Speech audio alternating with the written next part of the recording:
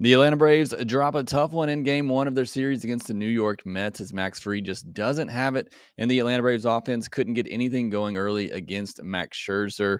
We'll talk about that. Also, the Braves made a big trade on Monday as well, improving their draft position. We'll talk about who they could be targeting, which high school prospects they could be going after, and then we'll set you up for Tuesday's game against the New York Mets with Spencer Strider on the mound. All of that on this episode of Lockedon Braves. So let's get into it. You are Locked On Braves, your daily Atlanta Braves podcast. Part of the Locked On Podcast Network, your team every day.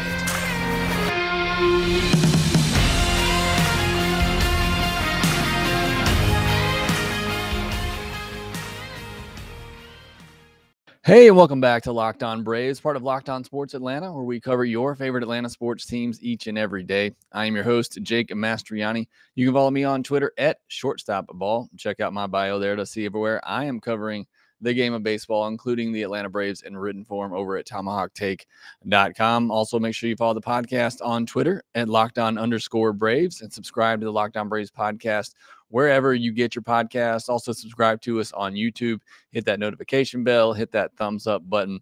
Really do appreciate all the support. And thanks for making Locked On Braves your first to listen each and every day. We post episodes daily, 5 days a week, Monday through Friday, and are free and available on all platforms. On today's episode, we're going to talk about the Monday game, the Braves taking a loss to the New York Mets 4-1, breaking down everything in that game from Max Fried struggles, the offensive struggles. We'll get into all of that, and then we'll dive into the trade from Monday where the Braves sent Drew Waters and a couple of other prospects to the Kansas City Royals for the 35th overall pick in the MLB draft. And I'm going to tell you who I think they could be targeting with that extra bonus pool money, and then we'll set you up for Tuesday's game as well, where Spencer Strider will be on the mound looking to even up the series with the Mets. But let's start with Monday's 4-1 loss to the New York Mets, and a disappointing loss for sure. Obviously, a lot of hype going into this one. You got Max Scherzer versus Max Fried, two of the best pitchers in all of baseball. And unfortunately, Max Fried just didn't have it on this night for whatever reason. You know, whether it was the glute injury that was still bothering him while he left his last start early, whatever the case may be, just clearly did not have it on Monday night, struggling with command throughout. Walked 5 batters in this game, tied a career high. It's only the second time this year that he's allowed more than 2 walks in a game. So that right there just tells you he just didn't have it for whatever reason, whatever it may be. He just did not have it, did not have a feel for his pitches. All that being said, he still went 5 innings and only allowed 2 earned runs and kept his team in the game. And that's what your ace does on a night where he just could not control his pitches, could not find the strike zone. And it was clear because he was walking bottom of the order guys on 4 straight pitches. Twice to begin an inning, he walked a batter on 4 straight pitches. That is just not the Max Fried that we are used to seeing. So clearly something a little off last night. Not a big deal going forward. Again, hopefully he's okay. Hopefully that injury that he left his last start early for is not something that's lingering here, but he just didn't have it. And, saw some people questioning the fact that Max Fried, couldn't get up for the big game against Max Scherzer. Let me all remind you, this is a guy that pitched Game 6 of the World Series and looked like the most dominant pitcher that we've ever seen. The pressure had nothing to do with it on Monday. Again, I think it's just something mechanical, perhaps an injury that he's trying to battle through. Would just had his command off. And again, to be able to be dealing with that, tie your career high in walks and still only give up 2 earned and keep your team in the game through 5 innings. Again, that's why he's an ace. That's why he's the leader of the staff. Every now and then you're going to have games like this, and he was still able to give the Braves a chance to win. And he was an eyelash away, very close from getting a double play to get out of an inning. Instead allows a run. Otherwise, he would have only allowed a 1 earned run through 5 innings. And again, as Grant McCauley mentioned on the postcast, the ball that Pete Alonso hit down the line was just an inch away from getting into Austin Riley's glove. Perhaps he doesn't give up anything. So Again, I saw a lot of people on my Twitter mention saying, if this is the worst version of Max Fried we get, I think we'll be okay. And that's kind of in the boat that I'm in. If this is Max Fried on a bad night where he walks 5 and only allows 2 earned to the division rival Mets over 5 innings, I think you can live with that. Again, the Braves still had a chance to win this game, just couldn't get anything going against Max Scherzer, particularly early. I mean, the first 4 or 5 innings of this game were just no contest from the Braves offense. Max Scherzer was just mowing hitters down. The only hit the first and second time through the order was from Robinson Cano, and they just couldn't get anything going.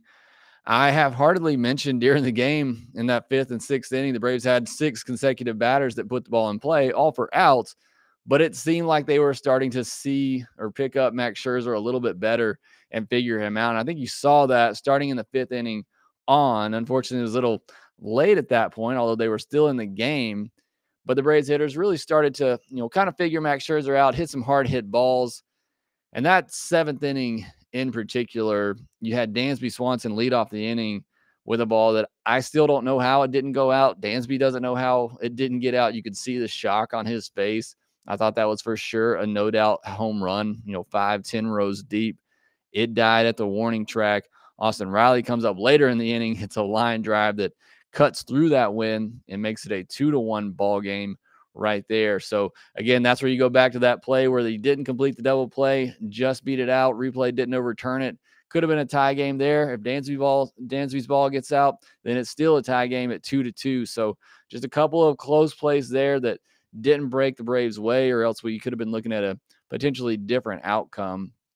Braves also just had some tough luck late in this one. They had 8 balls hit 103 miles per hour or harder in this game. They hit the ball way harder in this game than the Mets did. The Mets, but that's been their strategy, their game plan all year. Just put the ball in play and see what happens. And it's a good strategy. It paid off for them in this game. They were able to scratch across a couple of runs late with that as well. But the Braves hit the ball hard, and that is their strategy, and that's what they're going to do. And on most nights, that is going to lead to more runs and more success. It just did not happen on Monday evening. Again, 8 balls hit 103 miles per hour or harder. Their 4 hardest hit balls, which obviously were the 4 hardest hit balls in the game, were all hits, all hit 109 miles per hour or harder. The other 4 balls, they hit 103 miles per hour or harder, had an expected batting average of 310 or higher. 3 of them had an expected batting average of 590 or higher, and all of them were out. So again, just a little bit of bad luck with some hard hit balls there by the Braves hitters. The only other hit they had outside of those top 4 hardest hit balls was a ball hit 97.8 miles per hour. So basically, if the Braves wanted to hit on Monday night, it had to be hit hard. And for the most part, it had to be hit over 109 miles per hour. So just didn't have a ton of luck with the ball put in play. Obviously, they struck out 13 times. That doesn't help as well. Got to put the ball in play a little bit more in order to get some more of that luck. But again, most nights you hit the ball that hard, you're going to score more than 1 run, and you're going to have a chance to win the ball game. So that's what the Braves do. And I talked about this on the postcast as well. That's kind of the difference in the Braves and Mets offense. The Mets are going to just put the ball in play. They make a lot of soft contact, but they put the ball in play enough, and they figure that good things are going to happen. And the same thing for the Braves, except they figure they hit the ball hard enough over 9 innings that good things are going to happen. So it's a little bit different way that the two teams operate. And on this night, it just worked more in the favor of the Mets. But the Braves still had a couple of chances late in this one. Again, the bullpen keeping them in the game until they allowed a couple of add-on runs late. Had a chance in the 7th inning, even after the Riley home run. Ozuna had a 2-out double. Rosario came up in a big moment. I love the crowd getting behind him there, chanting Eddie, but unable to come through. Just a devastating pitch down and in to Rosario from Max Scherzer for the strikeout. And then the 8th inning, Cano got a 2-out single followed by an Acuna 2-out double, and Dansby came up, and that's exactly the guy you want up. But then he swings at the first pitch, grounds out to the shortstop. Didn't love that at bat from Dansby. A pretty good pitch to hit, but just missed it right there. I thought that was a moment Braves could have broken through as well. I mentioned Riley did get the big home run. Dansby just missed one. That was in the 7th inning. And instead, you come back in the top of the 8th, and Guillermo hits that homer to lead off the 8th. It makes it a 3-1 game. Kind of took some air out of the sails a little bit. Again, they still had an opportunity in the 8th to tie it up. So, with the Braves, bad luck on hard hit balls. Max Fried struggling. The bullpen giving up a couple of runs late. Obviously, you didn't go to your top guys losing late either in the bullpen. And the Braves still had a chance to win this one. I think tells you, a lot about this team and how good they are. Obviously, and also Robinson Cano with a 2-hit game as well. His first game with the Braves. Good start for him. Like I said yesterday, kind of a no-risk move. We'll see what happens there. But certainly a good start to his Braves tenure. 2 hits against his former team. It was good to see that from Robinson Cano. But an unfortunate loss for the Braves on Monday. Still got a chance to win this series, and I like their chances in these next 2 games with the pitching matchups, which we'll talk about a little bit later. But next, I want to dive into the big trade that the Braves made on Monday, what I think about the deal, and who I think the Braves could be targeting in the draft now that they have some extra bonus pool money. From the people who invented healthy and tasty comes the latest gift to your taste buds. You probably tried the amazing coconut brownie chunk Built bar, but guess what? Your friends at Built have given coconut brownie chunk the Puffs treatment. That's right, the coconut brownie chunk Built bar flavor you love and a deliciously chewy marshmallow covered in 100% real chocolate. It's like a fluffy cloud of coconut brownie goodness. But stop drooling and listen. They are good for you, low calorie, low sugar, high protein, and all delicious. Coconut brownie chunk puffs are only here for a limited time. Go to built.com now to make sure you don't miss out. They are going fast because they taste amazing. All Built bars are made with collagen protein, which your body absorbs more efficiently and provides tons of health benefits. Eat something that tastes good and is good for you as well. Delicious coconut, rich, sweet brownie, creamy marshmallow. Stop fantasizing. Go to built.com to order your box of coconut brownie chunk Built Puffs right now. Go to built.com, use the promo code LOCKED15 and get 15% off your order. Again, that's promo code LOCKED15 at built.com. It's been a heavy couple of days of news for the Atlanta Braves, trading for Robinson Cano, and then a real shocker of a move on Monday as well, as they announced a trade for the 35th overall pick in the upcoming MLB draft. In that deal, they move Drew Waters, Andrew Hoffman, and CJ Alexander to the Kansas City Royals. Now, this is a one-of-a-kind type deal. You don't typically see draft picks traded in Major League Baseball. I know it's pretty big in other sports, but you don't see it a ton in Major League Baseball. It happens. I don't know that I've ever seen one as big as this one, for the fact that Drew Waters has been a top prospect in the Braves system. He's been in a top prospect across Major League Baseball in the past. I know he's dwindled off those top 100 lists now, but that's a pretty big deal for the Atlanta Braves to do, to trade off one of their best trade assets in Drew Waters for the 35th overall pick in a draft. Now, what you have to keep in mind with this deal is what it does. That draft slot, the 35th overall draft slot, comes with a $2.2 million value. And that adds to the bonus pool money that the Braves have to spend on all of their picks. So this gives the Braves the opportunity to go over slot and perhaps grab somebody earlier in the draft that maybe they would not have been able to afford otherwise. So that's what I want to do here in a second. And my thinking is that with this, perhaps we see the Braves try to go above slot to sign away a high school player from college, maybe a high school player that many think, is going to go to college if he doesn't get top money. This could be an opportunity for the Braves to snag one of those high school players with the 20th pick and sign them over slot. So we're going to look at some of the top prep players in a moment, but I just wanted to finish my thoughts on this trade in general. Look, Drew Waters is a guy I have never been high on. I've watched him a couple of times in person and was just not overall impressed with his swing. But I do understand the potential. I understand why he was such a highly ranked prospect. If everything clicks and comes together, you're looking at a 5-tool player who's a switch hitter. Now, there are some questions of whether or not he should remain a switch hitter or not, but the potential is there for him to be a 5-tool player if everything clicks. But he's been in AAA since 2019. He has a strikeout percentage around 30% at that level. Doesn't bode well for what you would project him as a big league player. But I hope the best for Drew Waters. Hopefully the Kansas City Royals can turn him into something special. But just kind of crazy to think where we were a couple of years ago, where we were dreaming of an outfield of Christian Pache, Drew Waters, and Ronald Acuna Jr.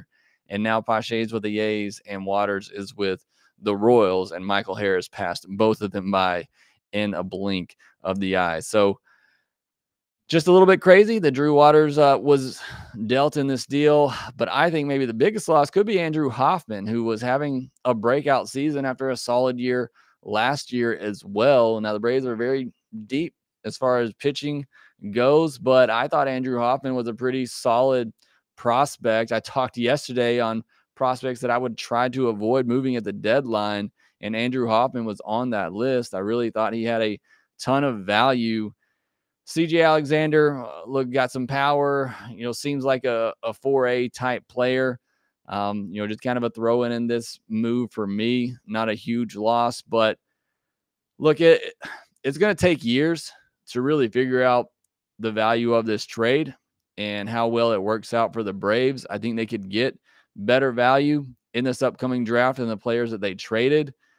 My only concern is, could they have traded Waters or Hoffman in a deal for, a major league player right now that's going to help them out right now? Because I think I think Waters still had trade value. I think Hoffman had solid trade value as well. And they just spent two of those chips on basically draft pool money. And again, it could work out better in the long run. We just won't know for years to come. But I thought Waters and Hoffman were two solid draft value prospects that the Braves had that they could have moved in a big deal, whether at this trade deadline or in the offseason. But Alex Anthopoulos decided to move them now for a draft pick, or like I said, it's essentially moving them for extra money to spend on draft picks. So again, we won't really know the outcome of this deal for years to come. And it's a type of deal we just don't see often enough to really know what the true value is. So interesting trade for sure. Again, wishing Waters the best over in Kansas City. Hope he does well there. And hopefully the Braves can get something good with this extra bonus pool money. And like I said, I think the Braves could be targeting a high school player with this extra money that they have to spend with the 20th overall pick. So I wanted to look at some prep players. Full disclosure, I have watched hardly anything, any video at all on these players. I'm taking all this from their scouting reports that I have looked over and looking at the guys that I think they could be targeting. I'm going to take the top 4 high school picks off the board. Drew Jones, unfortunately, is not going to fall to the Braves at 20.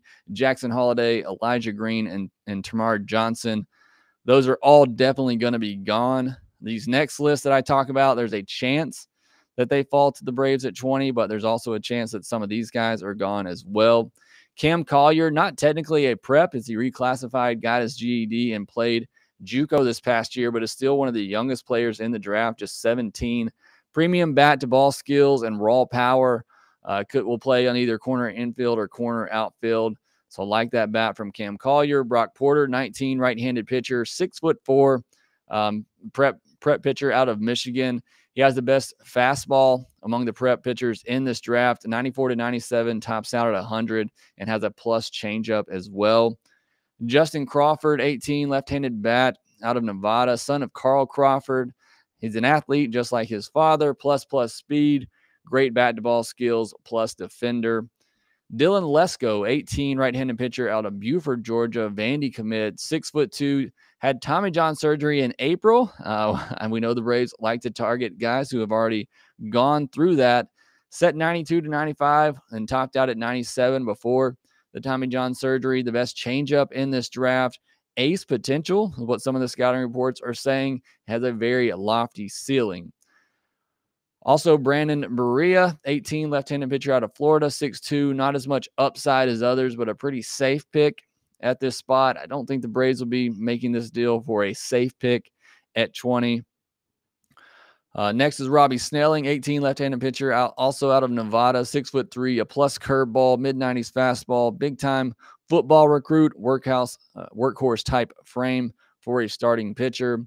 Jackson Ferris, 18, left-handed pitcher out of Florida, 6'4", 3+ pitches with a fastball that sits in the mid-90s, 12-6 curve, and a changeup. Cole Young, 18, shortstop out of Pennsylvania, left-handed, slightly above average on everything except power. He has the arm to stick at shortstop and has a great feel for the game. Jet Williams, 18, shortstop out of Texas, right-handed. He's only 5'8", but a line drive hitter who rarely swings and misses, fringy arm strength, so could move to second. I'm going to go ahead and eliminate Jet Williams. I would not take a shortstop who is most likely going to move to second with my first pick in the draft. Also not huge on Robbie Snelling or Brandon Maria. If the Braves are looking to take one of these prep players, and again, Cam Collier, not technically a prep player, but I would like to see them target either Cam Collier, Brock Porter, or Dylan Lesko if they can get him. The guy out of Georgia, coming off Tommy John surgery, but a ton of upside. That may be the name that you're looking for here. The Braves in the past, long past, love to target guys out of their own backyard. Dylan Lesko could be that guy for the Braves if he falls to them at 20. They go over slot 4 to sign and somebody who has a high ceiling. So those are some of the names I think the Braves could be targeting with that 20th overall pick now that they have that extra bonus pool money. And we'll talk about some more of these guys throughout the week as we prepare for the MLB draft starting this Sunday. But next, I want to set you up for Tuesday night's game as the Braves look to even up their series against the New York Mets. And Spencer Strider takes the mound with that beautiful mustache that he has. We'll talk about that next. With the ever-increasing number of makes and models, it's now impossible for your local chain auto parts store to stock all the parts that you need. Why endure often pointless or seemingly intimidating questioning and wait while the person behind the counter orders the parts on their computer, choosing the only brand their warehouse happens to carry? You have computers with access to rockauto.com at home and in your pocket. Save time and money when choosing Rock Auto. Why choose to spend 30, 50, sometimes even 100% more for the exact same part from a chain store or new car dealership? Rock Auto is a family business serving do-it-yourselfers for over 20 years. Rock Auto prices are reliably low for every customer, and they have everything you could need from brake parts, tail lamps, motor oil, and even new carpet. Go explore their easy-to-use website today to find the solution to your auto parts needs. Go to rockauto.com right now, see all the parts available for your car or truck, and please write Locked On in their How Did You Hear About Us box so they know that we sent you. Amazing selection, reliably low prices, all the parts your car will ever need. Visit rockauto.com today. On Tuesday night, it'll be David Peterson versus Spencer Strider. And the Braves drop game one as you have a couple of aces going up against each other. But this is where I think the depth of the Braves starting rotation is going to pay off in the long term. Spencer Strider pitching like an ace, top of the rotation guy lately. So is Charlie Morton, who will pitch game 3 of this series. And look, David Peterson, he's been good for the Mets at times, but a left-handed pitcher, a guy the Braves have gotten to in the past. This feels like a good opportunity for the Braves to get a win and even up this series. Peterson's been up and down for the Mets so far in 2022. He had a 0.64 ERA in April, but then a 5.16 ERA in May, back to 3.18 in June, and then so far through 2 starts in July, 5.59. So hopefully that trend is continuing. He pitched 5 innings, gave up 3 earned on 4 hits and 3 walks with 6 strikeouts against the Braves on May the 3rd. A 250 average against righties and compared to 170 against lefties this year. So look for the Braves to stack the lineup with righties. Should see Duvall in there over Rosario. Should see Arcia in there over Cano. And the Braves just stacking the righties in this. I mentioned Duvall. He's 4 for 6 with 2 doubles and a home run against David Peterson. Riley is 5 for 10 with 3 doubles. So look for those guys to have some big nights on Tuesday. Strider, over his last 3 starts, he's just been absolutely dominant. 18 innings, 8 hits, 3 walks, 1 earned, and 30 strikeouts. He has allowed 2 earned or less in 6 of his last 7 starts. So he's been on a roll for quite a while now. Had that 1 hiccup against the Giants. Other than that, he has been completely dominant lately. And like I said, a good chance for the Braves to even up this series. Edwin Diaz has pitched in 3 straight games. So you got to hope that if this game is tied late, that he would be out of the mix for this game. offense needs a breakout game. They haven't necessarily been slugging the best lately. 4 runs or less in 5 of their last 6 games. Not what you expect from this Braves offense. So hopefully they have a breakout performance, 6 runs or more. Hopefully the Braves get a pretty comfortable win on Tuesday, even up this series with Charlie Morton taking the ball on Wednesday and a chance for the Braves to win this series and continue to cut into that division lead. So that's what we'll be hoping for and watching for on Tuesday. But that will do it for this episode of Locked On Braves. Be sure to follow us on Twitter at LockedOn_Braves. You can follow me at ShortstopBall. Also, make sure you rate, review, and subscribe to the Locked On Braves podcast wherever you get your podcast, and we will talk to you next time.